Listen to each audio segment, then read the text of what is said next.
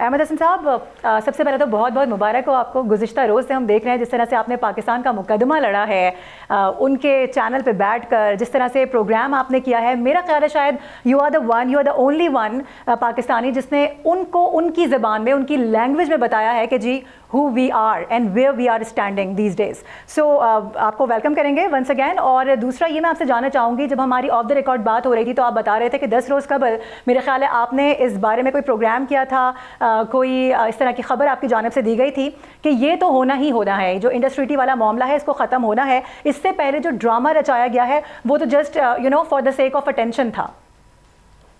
जी बिल्कुल ऐसे ही है। मैं थोड़ा सा यहाँ पे क्लैरिफाई करना चाहूँगा कि जो इंडिया की जो एक्टिविटीज़ हैं, जो इनकी डिप्लोमेटिक बॉडी लैंग्वेज है, उसको ऑब्जर्व कर रहे हैं, जो देख रहे हैं, उनको इस बात का पता है। It has always been a writing on the wall पिछले 3 साल से। अभी के इंडिया ने पाकिस्तान के ऊपर they are itching for a limited conventional war on Kashmir and Gilgit Baltistan. 100 billion dollars का इंडिया ने पिछले 3 साल में असला लिया है, और वो कन्वेंशनल असला है।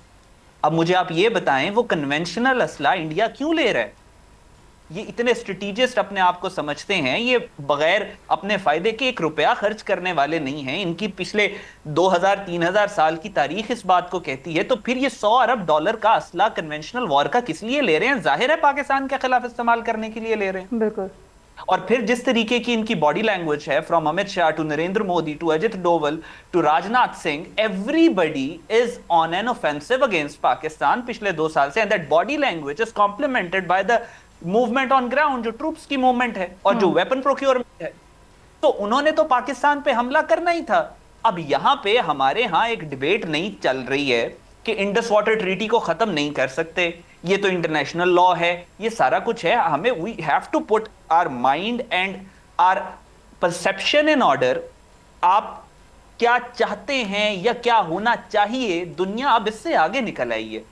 आप वो बताएं जो दुनिया में हो रहा है। हम चाहते हैं दुनिया में अमन हो, हम चाहते हैं दुनिया में कोई गरीब ना हो, हम चाहते हैं कोई किसी का गला ना काटे, हम चाहते हैं रशिया यूक्रेन पे हमला ना करे, हम चाहते हैं इसराइल मिडल ईस्ट से निकल जाए, हम चाहते हैं अमेरिका दुनिया में इंटरफेयर करना बंद करे, हम चाहते हैं इंडिया में अमन हो, कोई आजादी, कोई दहशतगर्दी ना हो, हम चाहते हैं चाइना ताइवान पे हमला ना करे।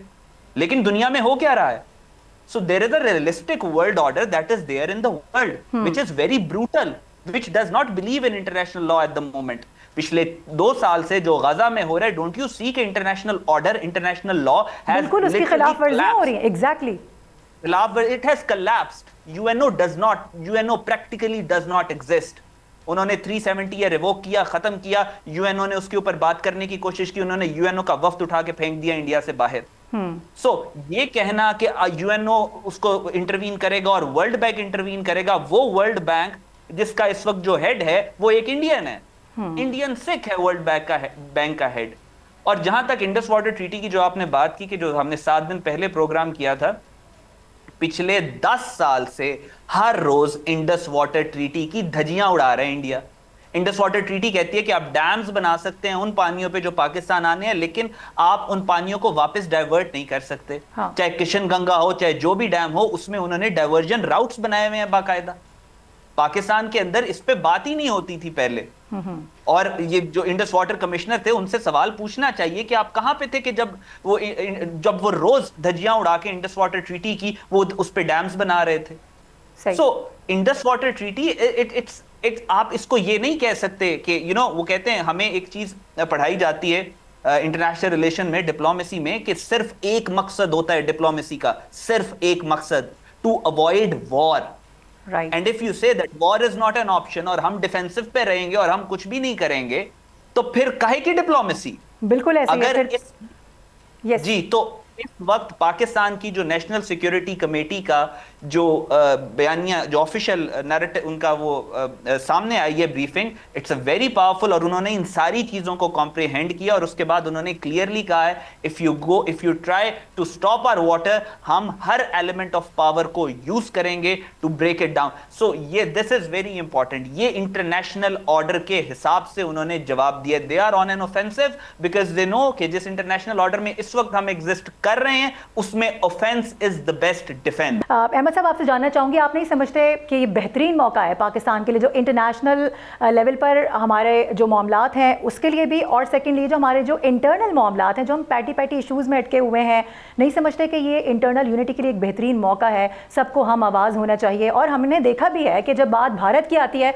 तो सारी पार्टियां एक तरफ होती हैं और सिर्फ हम पाकिस्तानी होते हैं। बिल्कुल ऐसे ही है मारूफ है।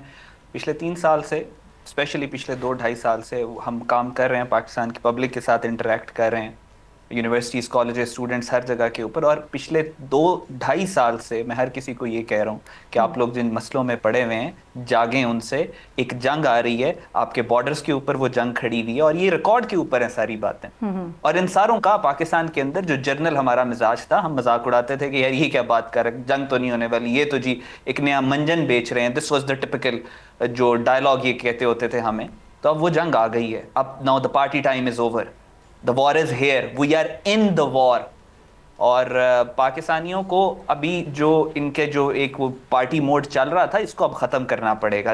उन पाकिस्तानियों को इकट्ठा होना पड़ेगा। इकट्ठे हो गए हैं, देख रहे हैं कि इनको इस वक्त बचाने वाली कौन सी ऐसा ग्रोह है, कौन सा ऐसा ग्रुप है जो इस वक्त पाकिस्तान और भारत के दरमियान में खड़ा है, और वो पाकिस्तान की अफवाज है। And they have to rally behind the army of Pakistan. इसमें आप कोई डाउट किसी को नहीं होना चाहिए। और खड़े हैं लोग पाकिस्तान की फौज के पीछे। कल से जो टेम्परामेंट है इस वक्त ग्राउंड के ऊपर, everybody standing behind the army.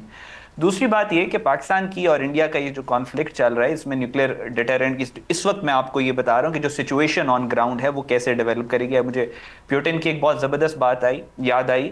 Ukraine पे हमले से पहले प्यूटिन को एक वेस्टर्न एक मीडिया हाउस ने इंटरव्यू किया। तो उसने कहा कि अगर आप यूक्रेन पे हमला करते हैं तो न्यूक्लियर वॉर होगी और पूरी दुनिया तबाह हो जाएगी। तो प्यूटिन ने कहा, मैंने अपने आप से ये सवाल किया यूक्रेन पे हमला करने से पहले कि अगर न्यूक्लियर वॉर हुई तो पूरी दुनिया तबाह हो जाएगी, लेकिन अगर मैं यूक्रेन पे हमला ना करता तो रशिया तबाह हो जाता, और मैंने ऐसी दुनिया का क्या करना है जिसमें रशिया नहीं है। बिल्कुल जी, तो हमने भी ऐसी दुनिया का क्या करना है कि जिसमें पाकिस्तान नहीं। सब्सक्राइब करें और बेल दबाएं ताकि कोई खबर रह न जाए।